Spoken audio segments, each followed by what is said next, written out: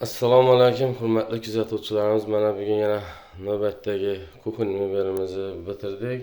O'z egasini topshiryapmiz inshaalloh.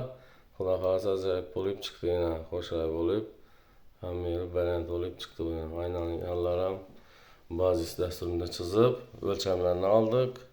Xudo xolasa shunda taxladik. Kim shunda kukun mobillar kerak bo'ladigan bo'lsa, bizlarga murojaat qilaveringlar. Bazis dasturida chizib 3D variantini ko'rsatamiz sizlarga. Hamma narsasini dizaynini yaratamiz shu o'zini moslashtirib. Xudo xolasa. Like bosib qo'yinglar, podpiska bo'linglar, bizlarni kuzatib boraverasizlar. Xudo xolasa bundan ham yaxshiroq variant chiqarishga harakat qilamiz. Nechik yoqdimi, Shehnazar? Ajoyib. Tam ko'ngildagidek bo'ldi. Maqsad rasmi boshqalari. Обязательно. Nechun bizlarga buni zakaz berdingiz? Sizlarga zakaz berganimda ustunda o'tirib siz birgalikda maslahatlashib chizib deyaptimi?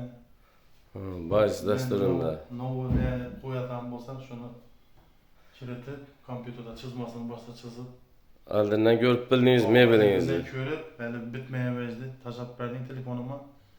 Keyin sana biz boshdan aytib berdim. Nechik shunda ko'nglingiz to'ldimi bizlar ishda? Gap yo'q. Zo'r. Shoplarim ochilib beklanishi ajoyib. Shunday xo'sh. Shunchalik baland bo'lib chiqdi, men aja shuncha fasllar ham sig'adi. Ullo.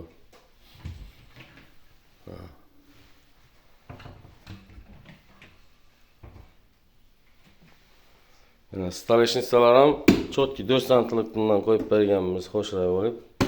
Quvvatli suvachidanmi? Mustahkam qilib.